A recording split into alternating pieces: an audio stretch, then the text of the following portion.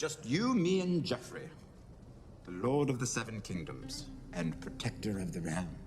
There's a moment in this show, just one, buried deep in the chaos of war and politics and family, where Cersei and Tyrion stop fighting. Not a truce, not a strategic pause.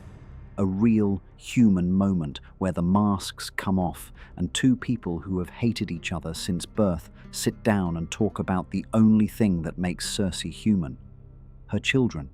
The fact that they're all she has. The fact that without them, she'd already be dead. So, let's talk about this scene, because it might be the most overlooked conversation in the entire show. I mean, the context matters. Stannis Baratheon's fleet is sailing toward King's Landing. The city is days from invasion. Tyrion is the acting hand of the king, scrambling to prepare a defense against an army he can't beat with conventional forces. And Cersei is sitting in her chamber with a cup of wine and the weight of a kingdom she didn't ask for pressing down on her chest. Everything is falling apart. Joffrey is behaving like a monster, ordering public beatings, humiliating his court, making decisions that would embarrass a child playing pretend. And Cersei knows it. She's known it for a while. But this is the first time she says it out loud. And the person she says it to, of all the people in Westeros, is Tyrion. Now, that choice alone tells you something. Cersei doesn't confide in anyone. She doesn't show weakness to anyone. She has spent her entire life building walls around herself, walls of beauty, cruelty, status, and the Lannister name, and she lets none of it crack. Not for her father, not for Jaime, not for her handmaidens or her advisors or her allies. She would rather drink poison than admit fear to a political rival. But in this room, on this night, with an enemy fleet on the horizon and a son she can't control on the throne, Cersei opens a door she's never opened before. And she opens it for the brother she hates the most. Right? She starts by talking about Joffrey. Do you think I haven't tried? He doesn't listen to me. About how he's become something she didn't intend. Something cruel, something twisted, something that frightens even her. The boy's more Robert than Jaime. Robert was a drunken fool, but he didn't enjoy cruelty. And yet, she doesn't blame Joffrey directly. She can't. Because blaming Joffrey would mean admitting that she failed as a mother, and Cersei cannot bear that weight, not tonight, not with a war coming. Instead, she reaches for something older, something deeper. She wonders if Joffrey is the price for her sins, for the incest, for the children she made with Jaime.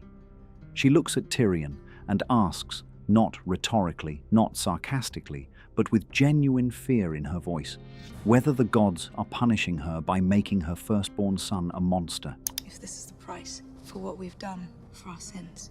Whether the cruelty that lives inside Joffrey was born the same night he was, planted there by the sin that created him, growing alongside him like a shadow that feeds on power. You see, this is Cersei at her most raw. She isn't scheming. She isn't performing.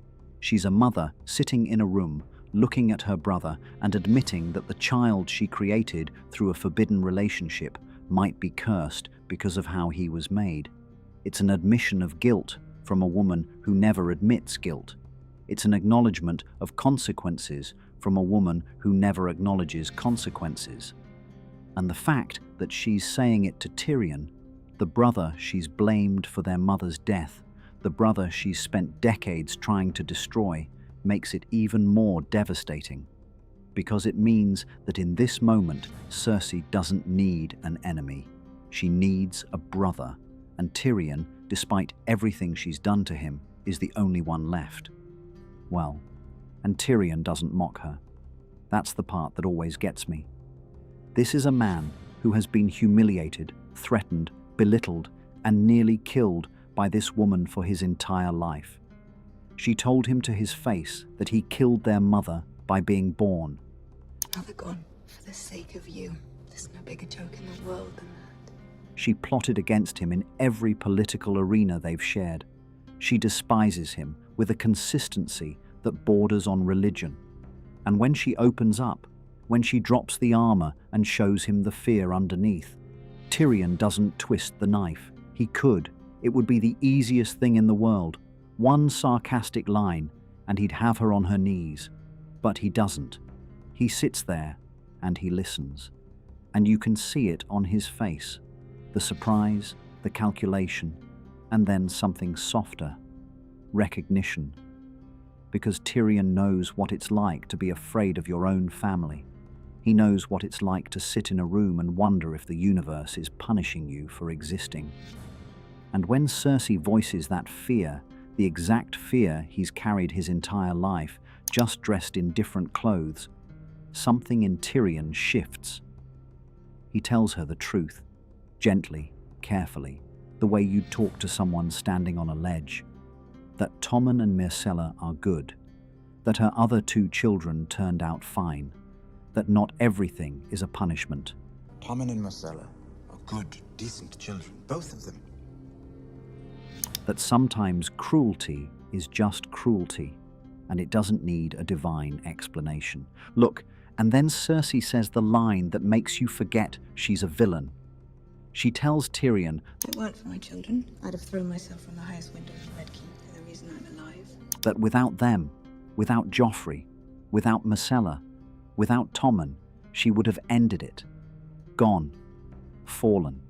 And she's not being dramatic. She's not performing grief for an audience. She's telling her brother, in the quietest voice she's used in 2 years of the show, the truth about how close she's come to giving up. The only thing that stopped her was 3 children who need their mother. 3 children who are, in her mind, both the consequence of her greatest sin and the only evidence that the sin was worth committing. The thing is, that line lands differently after you've seen the rest of the show, because Tommen does throw himself from a window. After Cersei blows up the Sept of Baelor, after Marjorie is killed, after everything he loved is burned to ashes by his own mother's hand. Tommen walks to the window of his chamber, removes his crown, and steps out into nothing. The boy dies the way his mother said she almost died. The highest window, the same building. And the irony is so cruel it feels almost deliberate, as if the gods Cersei feared in that scene with Tyrion heard her confession and thought, "We'll grant your wish, but we'll give it to your son instead." Actually, what makes this scene so powerful isn't just what's being said. It's what isn't being said. Neither of them mentions their father. Neither of them mentions the succession or the war or the politics. For 5 minutes, the 2 most antagonistic siblings in the show sit in a room and talk about Cersei's children as if that's all that matters. Because in that moment, it is. The war can wait. The scheming can wait. Stannis can wait. What can't wait is the fact that Cersei is afraid. Genuinely afraid, not politically afraid, that her sins have made a monster out of her son. And she needed someone to hear it. Basically, and the reason she chose Tyrion is heartbreaking in itself. She didn't choose Jaime, because Jaime is the other half of the sin, and talking to him about it would be admitting it to the person who helped create the problem. She couldn't choose Jaime because he would have comforted her with kisses and promises, and none of it would have been honest. She didn't choose Tywin because Tywin would have told her to stop being weak and focus on the family name. Tywin doesn't do feelings, Tywin does strategy, and this isn't a strategy conversation. This is a mother breaking down. She chose Tyrion because Tyrion, for all his faults, is the only Lannister who actually listens. He listens because he spent his life being ignored, and he knows what it costs to speak your truth to a room that doesn't want to hear it. Cersei chose the one person in her family who understands what it's like to feel alone inside a house full of lions. You know, and Tyrion's response, that quiet, gentle reassurance about Tommen and Myrcella, is one of the kindest things anyone does in the entire show. Not the grandest, not the most dramatic, but the kindest, because Tyrion has every reason to hate Cersei, every reason to use this vulnerability against her, every reason to file this confession away and weaponize it later, and instead, he chooses to be her brother, just for a moment, just for one scene. He gives her the thing she never gave him, compassion. And then the moment passes, and they go back to being enemies, and the war continues, and the masks go back on. But for 5 minutes in a room in the Red Keep, with the world burning outside, Cersei and Tyrion were family. Real family. The kind that sits with you when you're scared and doesn't ask for anything in return. Again, this scene matters because it proves something the show usually tries to deny, that Cersei is human. She's not just a villain, she's not just a schemer, she's a mother who is terrified that the gods are punishing her children for her mistakes. And Tyrion is not just a victim of her cruelty, he's a brother who, when the walls come down and the wine is poured and the fear is real, will sit across from the woman who has tormented him his entire life and say, "It's going to be okay. Your kids are fine. You're not being punished. Breathe." Technically, Cersei and Tyrion never have a moment like this again. They go back to war. She frames him for murder. He kills their father. She blows up a building. He serves the Dragon Queen, who will eventually burn her city. The hatred returns, deeper and uglier than before. But this scene happened. It's canon.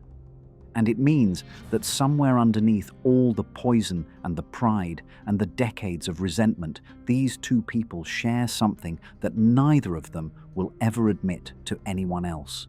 They're the same. Two Lannisters who grew up in a golden cage, both convinced the world hates them for what they are, her for what she's done, him for what he looks like. That's not a truce. That's not forgiveness. But it's the closest thing to love that Cersei Lannister has ever shown the brother she spent a lifetime trying to destroy.